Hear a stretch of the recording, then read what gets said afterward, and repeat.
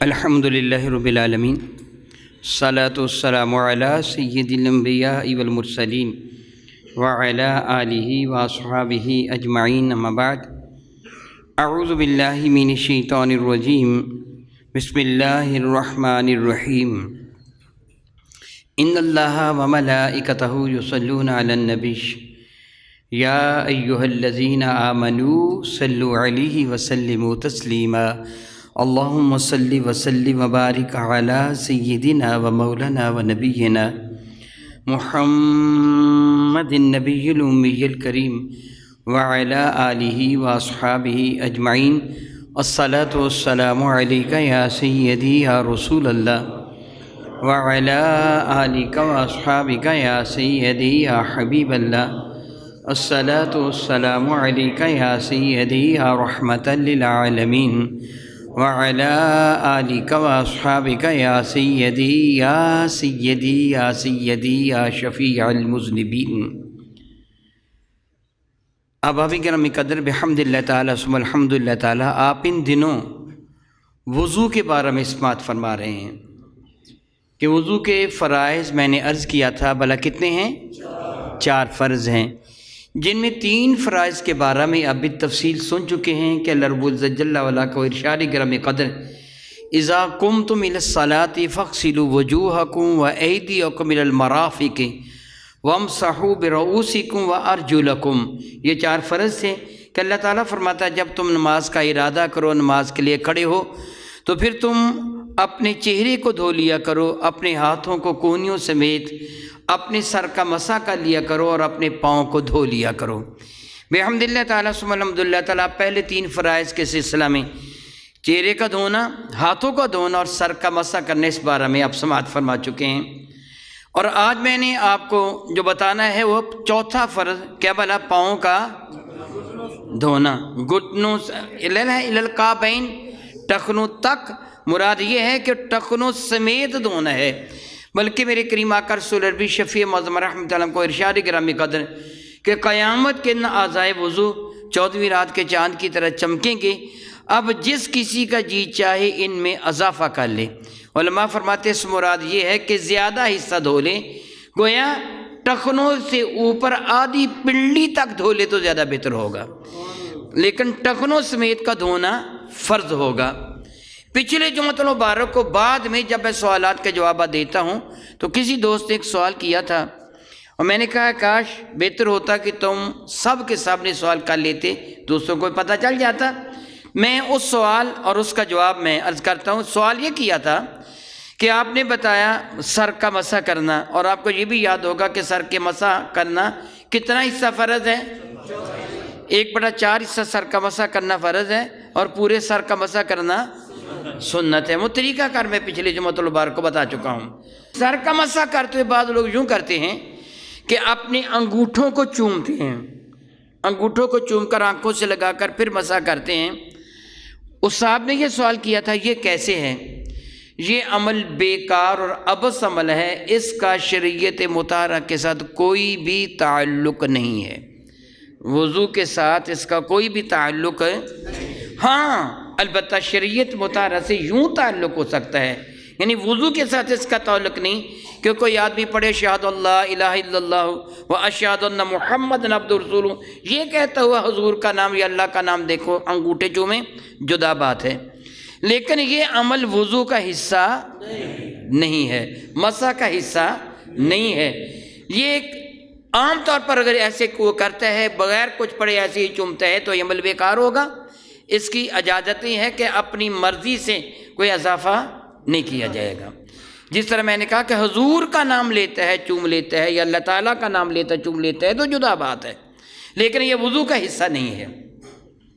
بعض جگہ تشدد کرتے ہیں، تشدد یوں کرتے ہیں کہ جس سے یوں کر کے انگوٹھے چومے اس کا مسح ہی نہیں ہوا، یہ بات بھی غلط ہے۔ 4تھائی سے سر کا مسح فرض ہے، انگوٹھوں کے چومنے سے صرف یہ حصہ مسح ہوا ہے، باقی سارے ہاتھوں گیلے ہیں، ان سے سر کا مسح کیا جا سکتا ہے، بلکہ ایک ہاتھ سے کیا جا سکتا ہے۔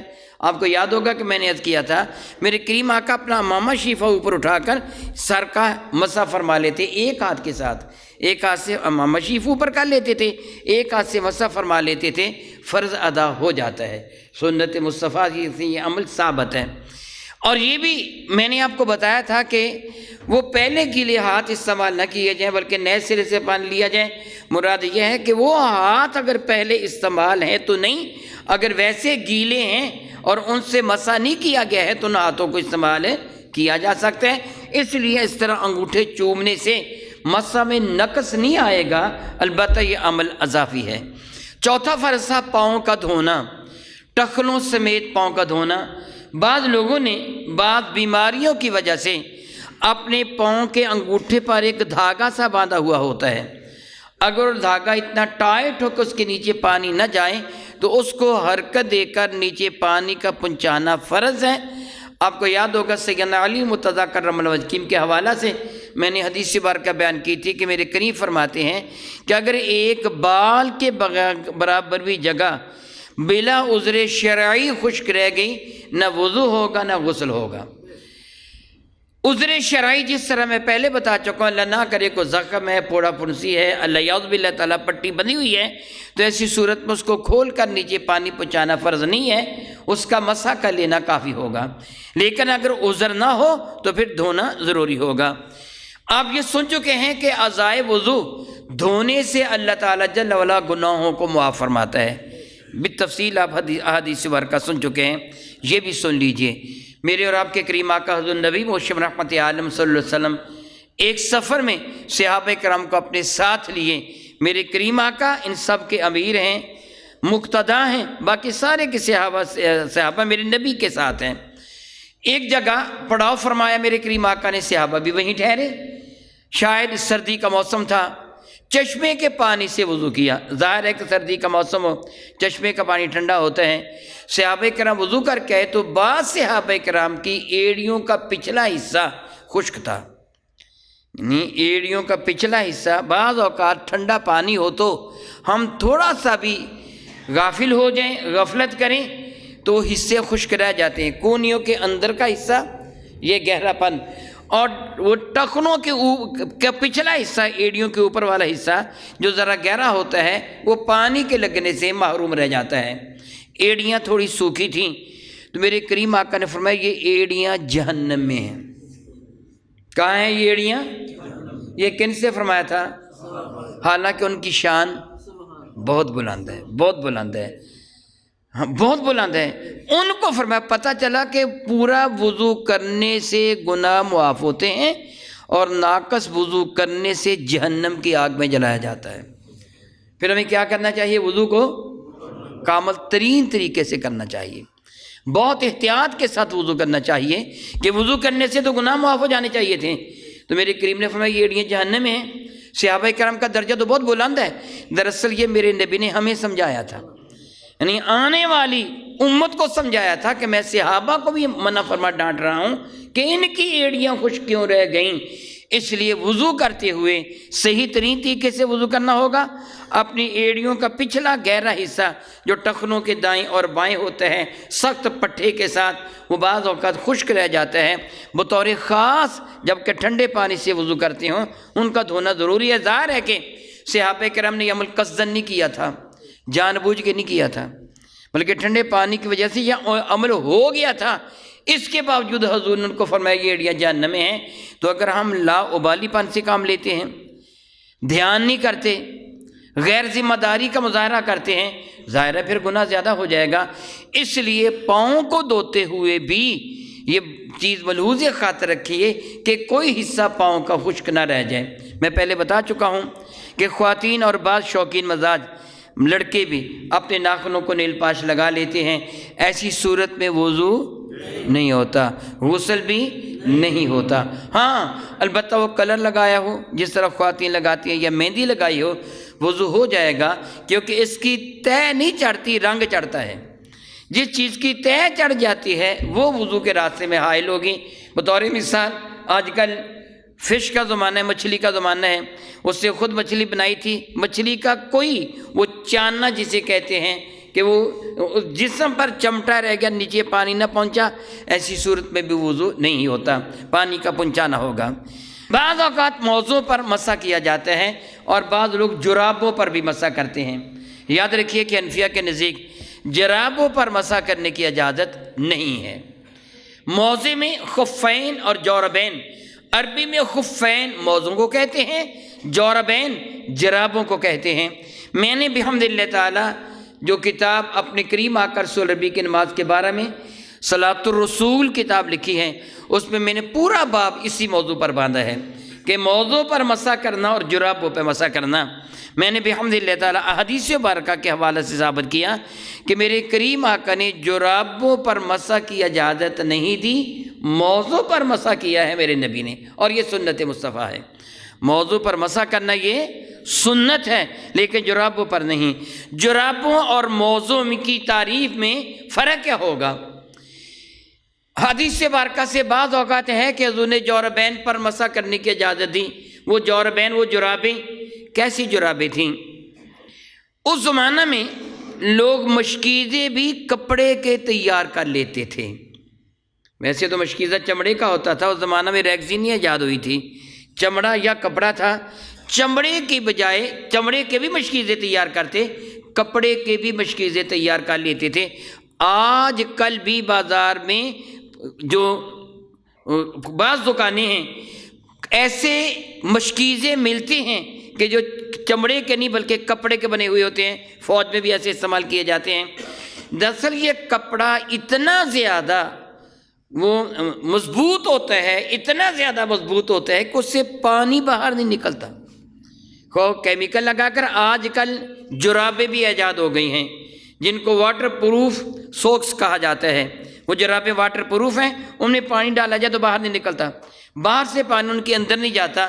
اگر جرابیں ایسی ہوں تو پھر اس کو مسح کی اجازت ہے، اگر جرابیں ایسی نہ ہوں تو مسح کی اجازت نہیں ہے۔ اس زمانہ میں کپڑا کس انداز سے تیار کرتے تھے؟ اس مقصد کے لیے، مشکیزہ بنانے کے لیے یا ایسی جرابیں بنانے کے لیے۔ پہلے تو کپڑا ذرا موٹا جس کے این اور پک یعنی تانا اور بانا قریب قریب ہوں، جس کو بڑا گف کپڑا کہتے ہیں، موٹا، اور اس کے ساتھ ساتھ اس کے بعد اس پر موم یا چربی کی ایسی تہ چڑھاتے تھے کہ پانی اس میں سے گزرتا نہیں تھا۔ اگر اس طرح کا وہ کپڑا یا جراب ہو کہ جس سے پانی نہ گزرے، پانی اس کے اوپر ڈالا جائے اور اس میں سرایت نہ کیا کریں، تو ایسی جراب پر مسح کی اجازت ہوگی۔ عام اونی یا سوتی جراب پر مسح کی اجازت نہیں ہے۔ موزہ کتنا بڑا ہونا چاہیے؟ کم از کم وہ ٹخنوں کو چھپا لے، جتنا حصہ دھونے کا فرض میں شامل ہے۔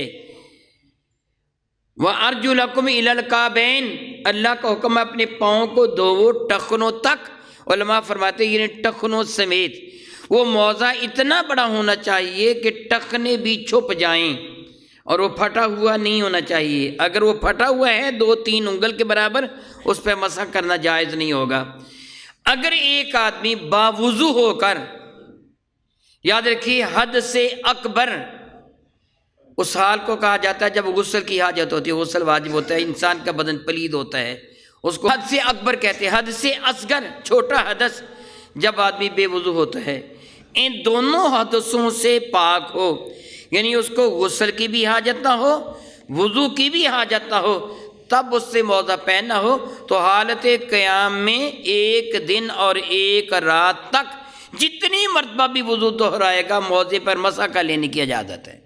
بطور مثال، آج کسی نے نماز ظہر کے وقت وضو کرنے کے بعد اس نے موزہ پہنا، تو کل نماز ظہر تک، جب تک وہ نماز ظہر ادا نہیں کر لیتا، اس وقت تک اس موزے کو مسح کے ساتھ استعمال کر لینا جائز ہوگا۔ حالت قیام میں یہ حالت ہوگا، لیکن جب مسافر ہوگا تو 3 دن 3 راتیں موزے پر مسح کرنے کی اجازت ہے۔ چند ایک مزید مسائل سماعت فرما لیجیے گا۔ اگر اس سے موزہ اتارا ہوا تھا، وضو اس کا ٹوٹ گیا، اب بغیر وضو کے دوبارہ موزہ نہیں پہن سکتا، پہنے گا تو اس کا وضو باقی نہیں ہے، اس کو موزہ اتار کر پاؤں کو دھونا ہوگا۔ اگر وضو نہیں تھا بعد میں نہیں ٹوٹا، ایک تو ہے موضع اتارا پھر وضو ٹوٹا، ایک ہے کہ موضع کی حالت میں ہی وضو ٹوٹا تھا، اس سے موضع اتار لیا، اب بھی بغیر وضو کے موضع نہیں پہن سکتا۔ لیکن اگر وضو تھا، کسی کام کے لیے موضع کو اتارا، وضو ہے ابھی، دوبارہ پھر موضع پہن لیا تو کوئی حرج نہیں ہے۔ وضو ٹوٹنے کے بعد اس کے اوپر مسح کیا جا سکتا ہے۔ جو 1 2 3 مسائل میں نے اس سلسلے میں بیان کیے ہیں، اگر آپ میں سے کسی کو میری بات کی سمجھ نہ آئی ہو تو سوال کر سکتا ہے، وہ پوچھ سکتا ہے کہ جی آپ نے یہ جو کہا مجھے سمجھ نہیں آیا، آپ سوال کر سکتے ہیں۔ 3 دن اور 3 رات مسافر کے لیے، 1 دن اور 1 رات مقیم کے لیے موضع پر مسح کرنے کی اجازت ہے، وہ موضع پر مسح کر سکتے ہیں۔ باقی سارے اعضائے وضو دھوئے گا جس طرح دھونے چاہیے، البتہ پاؤں پر جو موضع ہوگا اس کے اوپر وہ مسح کر لے گا۔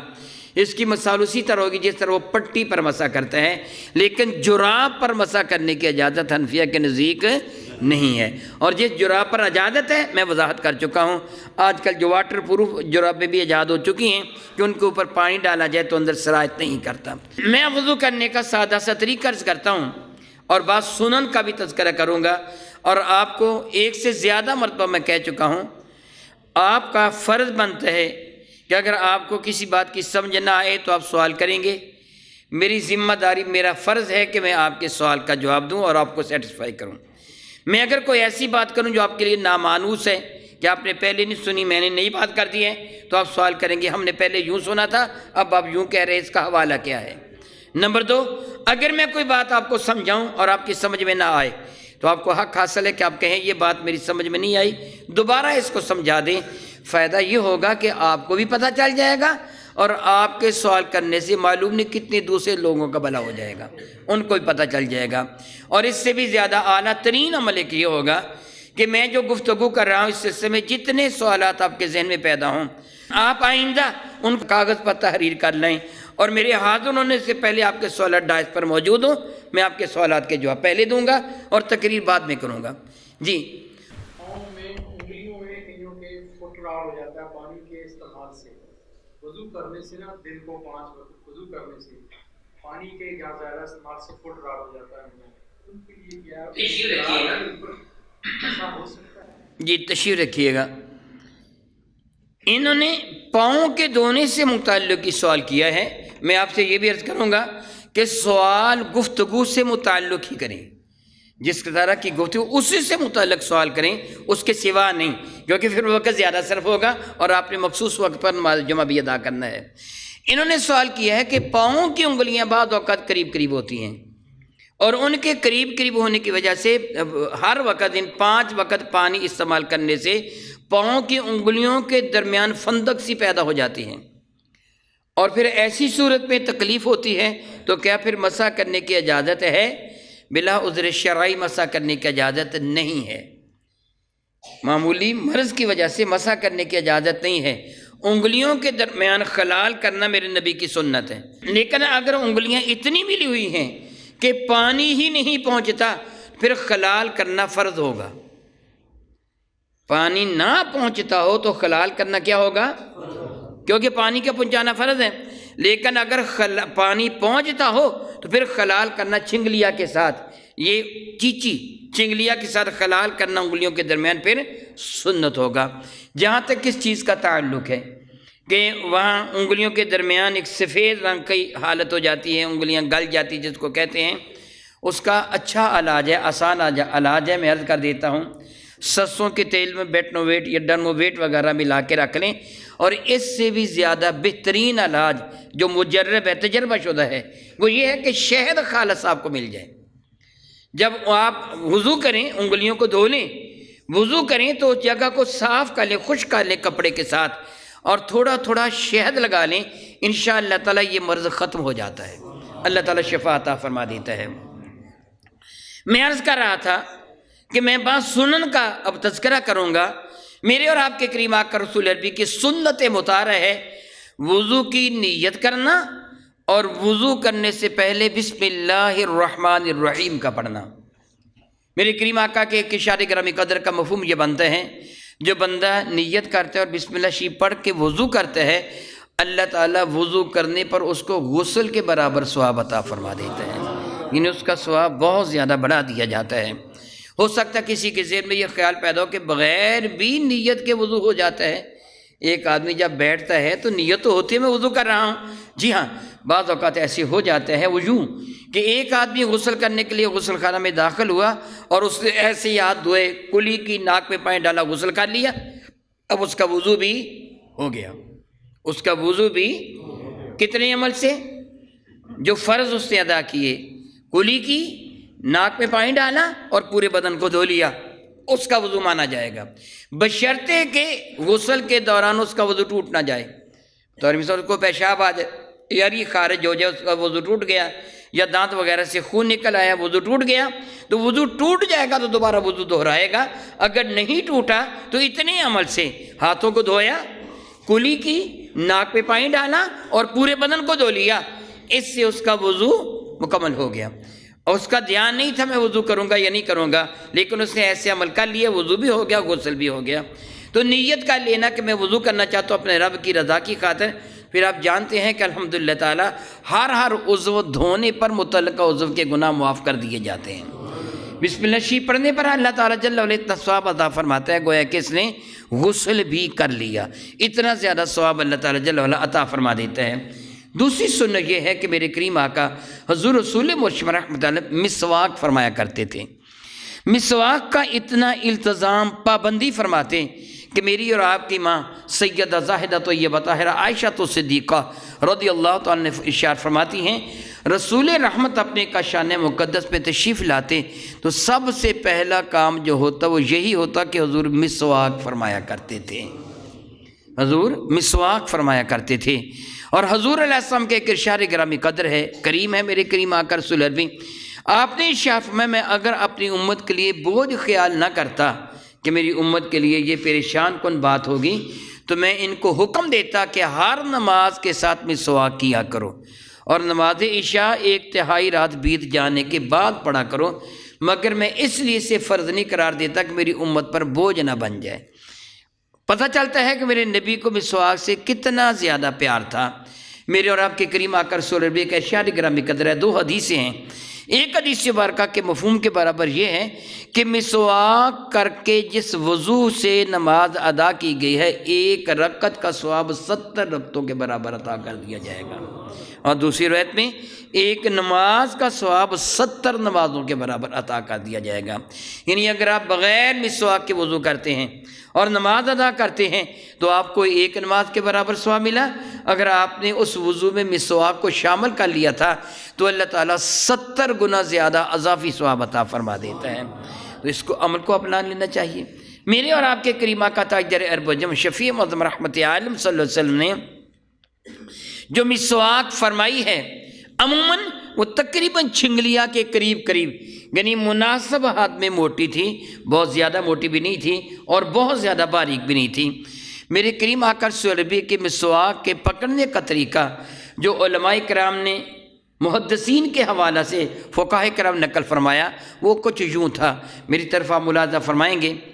میرے اور آپ کے کریم آقا صلی اللہ علیہ وسلم کا جو عمل مبارکہ درج ہے فقہاء کرام نے درج فرمایا وہ یوں ہے کہ یہ 3 انگلیاں، یہ شہادت کی انگلی، ساتھ والی انگلی اور چھنگلیاں کے ساتھ والی انگلی، یہ تینوں انگلیاں مسواک کے اوپر ہوں گی، انگوٹھا اور چھنگلی یہ نیچے ہوں گی، اس انداز سے مسواک کو پکڑا جائے گا۔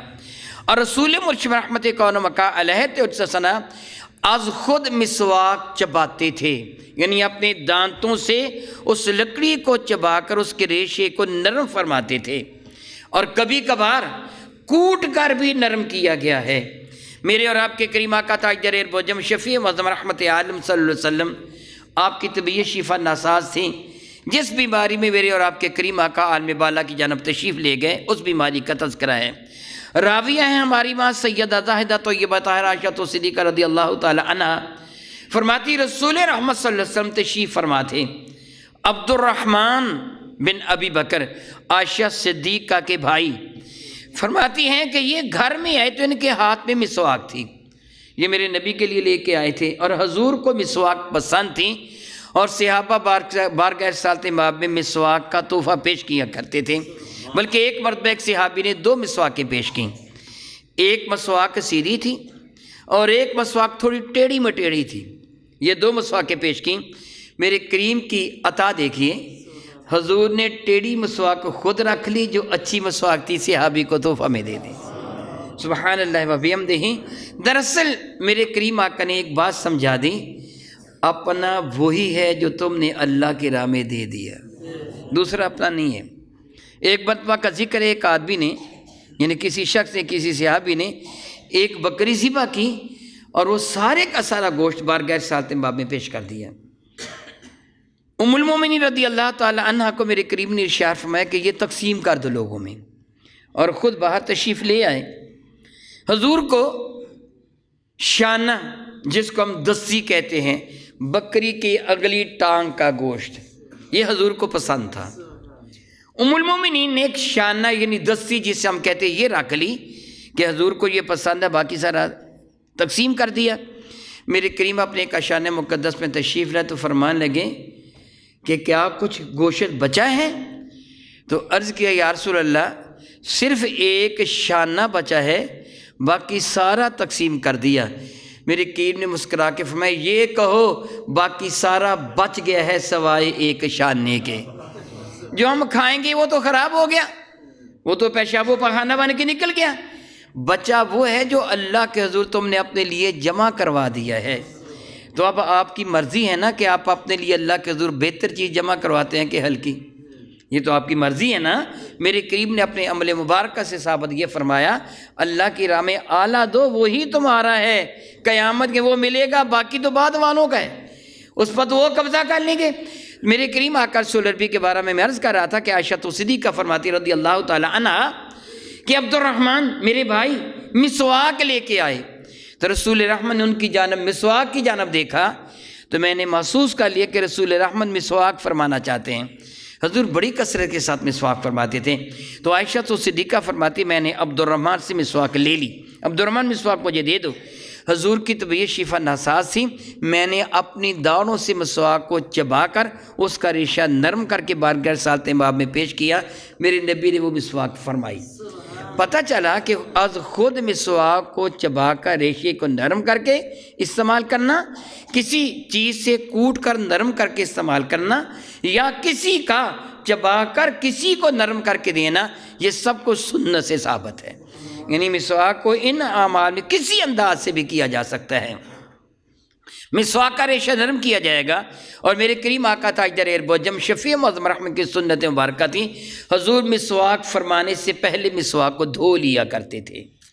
آج کل آپ مسواک کی بجائے عموماً برش استعمال کرتے ہیں.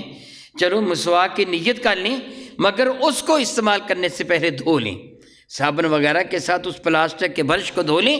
اس کے بعد اگر ٹوتھ پیسٹ وغیرہ استعمال کرنا چاہتے ہیں، ضمناً بات عرض کرتا ہوں ہمارے ہاں ایک رواج ہے، بہت ساری ٹوتھ پیسٹ لگاتے ہیں. یاد رکھیں یہ زہریلا مادہ ہوتا ہے، آپ کو نقصان دے گا. بہت ہی کم، جس طرح یوں کہیے نا کہ مکھی کے سر کے برابر یا تھوڑی زیادہ، اتنی ٹوتھ پیسٹ استعمال کیا کریں، زیادہ نہیں استعمال کیا کریں، یہ نقصان دیتی ہے، شاید آپ کے لمبے نہیں ہے. بہرحال میں بات کر رہا تھا، میرے نبی مسواک کس طرح استعمال فرماتے تھے؟ یوں پکڑ کر پہلے داہنی جانب اوپر والی داڑھوں کو 3 مرتبہ حضور مسواک فرماتے ہیں، داہنی جانب اوپر والی داڑھوں کو، پھر بائیں جانب اوپر والی داڑھوں کو 3 مرتبہ مسواک فرماتے ہیں، اور پھر نیچے والی داڑھوں کو دائیں جانب 3 مرتبہ مسواک فرماتے ہیں، پھر بائیں جانب نیچے والی داڑھوں کو 3 مرتبہ مسواک فرماتے ہیں، پھر اپنے مبارک دانتوں کو حضور یوں کر کے مسواک نہیں فرماتے تھے. اس طرح مسواک کرنے سے جو مسوڑے ہوتے ہیں، جس کو آپ بٹ کہتے ہیں، مسوڑے ہوتے ہیں، ان کے اکھڑ جانے کا اندیشہ ہوتا ہے. یوں مسواک نہ کریں بلکہ یوں کر کے مسواک کریں گے، ایسے دائیں اور بائیں اس طرح مسواک کریں گے. اگر آپ برش کرنا چاہتے تو وہ بھی اسی طرح کریں گے. عین ممکن ہے اللہ تعالیٰ برش کا بھی ثواب عطا فرما دیں، لیکن مسواک کا ثواب اپنا ہے. میرے اور آپ کے کریم آقا رسول عربی شفیع معظم رحمۃ اللہ نے مختلف درختوں کی لکڑیوں کی مسواک فرمائی، عموماً پیلو یا زیتون کی مسواک بھی فرمائی ہے. علماء اکرام فرماتے پھلدار درخت کی مسواک کرنے سے انہوں نے منع فرمایا، اور چھوٹے پھولوں والا درخت جس طرح یہ گلاب ہے، چمبیلی وغیرہ ہیں، جو بڑے بڑے درختوں کو بھی پھول لگتے ہیں، ان کی کوئی بات نہیں ہے. پھلدار جن کے ہم پھل کھاتے ہیں ان کی مسواک کرنے سے بھی علماء نے منع فرمایا، لیکن دوسرے جو کیکر وغیرہ ایسے درخت ہیں ان کی مسواک کرنے میں کوئی بھی حرج نہیں ہے۔ بہرحال میں کہہ رہا تھا میرے اور آپ کے کریم آقا صلی اللہ علیہ وسلم بھی شفیع معظم رحمت اس انداز سے مسواک فرمائی۔ حنفیہ کے نزدیک بعض علماء کرام ارشاد فرماتے ہیں کہ مسواک کا تعلق وضو کے ساتھ ہے، ہر نماز کے ساتھ نہیں ہے، اور بعض نے یہ فرمایا کہ مسواک کا تعلق نماز کے ساتھ ہے۔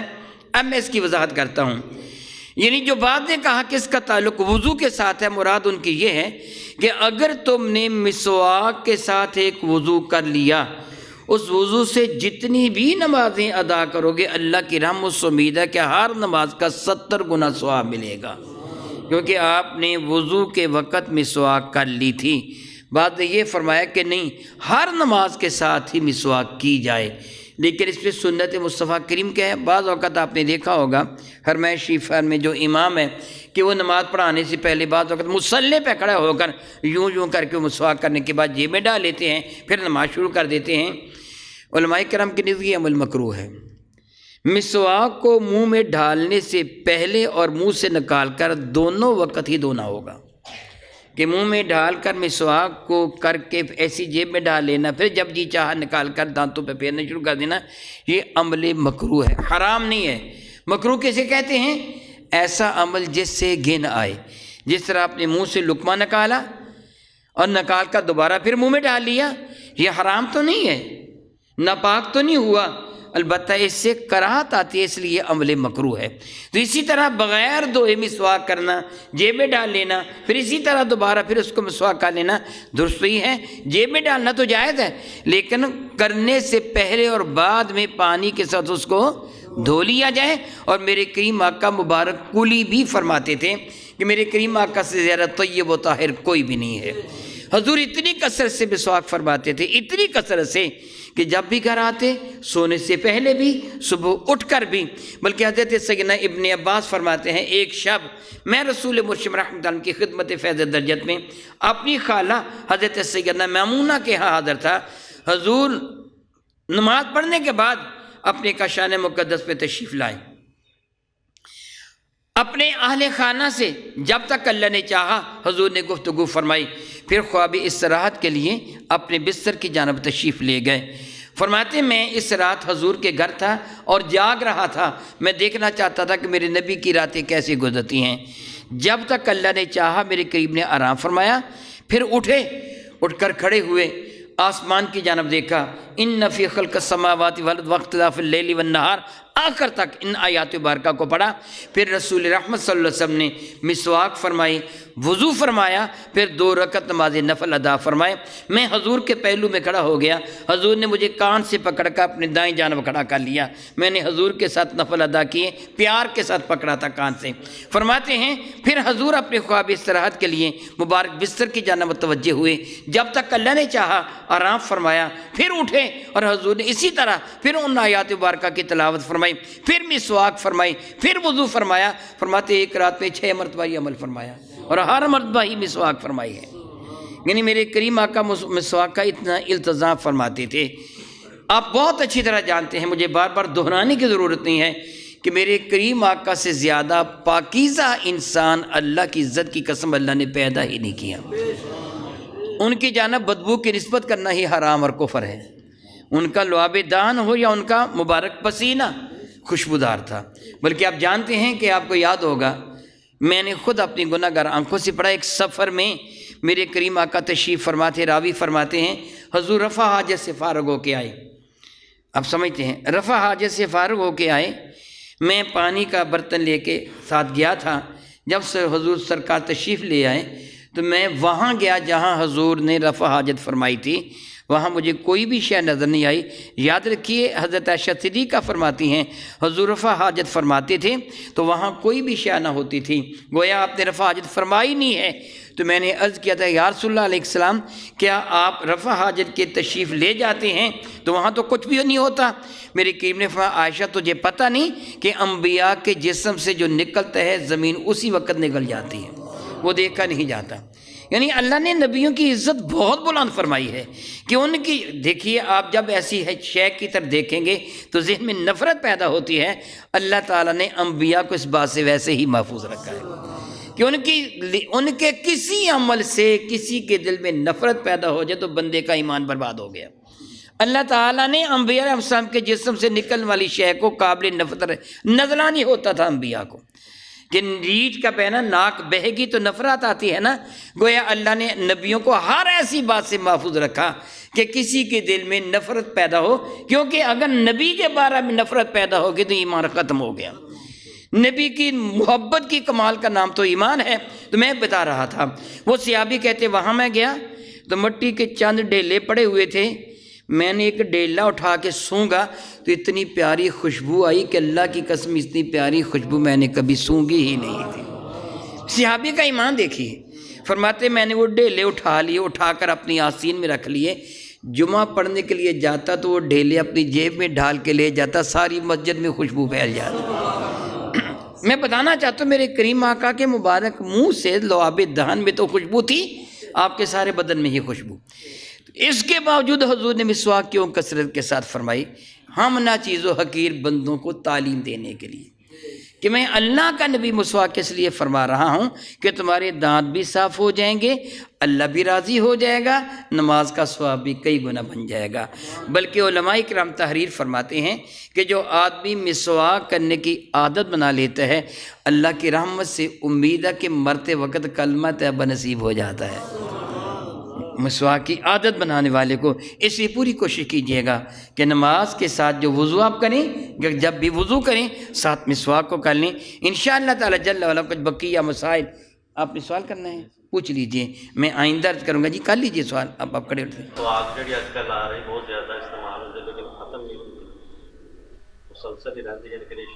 کتنی دیر تک استعمال؟ جی ان کا جو سوال ہے نا کہ جو مسواک بازار میں ملتی ہے وہ کتنی دیر تک استعمال ہو سکتی ہے، ریشو اس کے جلدی نہیں ٹوٹتے، خراب نہیں ہوتی وغیرہ وغیرہ، اس کی تو کوئی بھی پابندی نہیں ہے. جب تک آپ کا جی چاہے اس کو استعمال کریں. لمبائی کے اعتبار سے فقہاء کرام نے ایک بالش سے لکھا ہے، ایک بالش سے لمبی ہونا مکروہ ہے، درست نہیں ہے. اور چھوٹی کتنی ہو؟ کم از کم اتنی ہو کہ جس سے سنت ادا ہو سکے. چھوٹی کی کوئی قید نہیں ہے، لیکن ایسے سنت ادا ہو سکے. بڑی اتنی ایک بالش کے مطابق جب تک وہ مسواک کا ریشہ باقی ہے آپ اسے استعمال کر سکتے ہیں. لیکن اگر آپ اس کو خیال کرتے ہیں کہ دانتوں کا میل کچل یا خون وغیرہ لگا ہے، اس ریشوں کو کاٹ کر دوسرا ریشہ بنانا چاہتے تو آپ کی مرضی. اگر آپ اس کو صابن وغیرہ سے کیمیکل سے دھو کے صاف کر لیتے ہیں تو آپ کی مرضی. اس پہ کوئی کسی طرح کی شرط نہیں ہے. دعا کرتا ہوں رب کائنات میرے کریم آقا رسول رحمت کے صدقہ سے ہمیں احکامات شرعیہ صحیح ترین طریقے سے سمجھنے اور ان پر عمل کی توفیق عطا فرمائے. آمین ثم آمین. وآخر دعوانا ان الحمد للہ رب العالمین.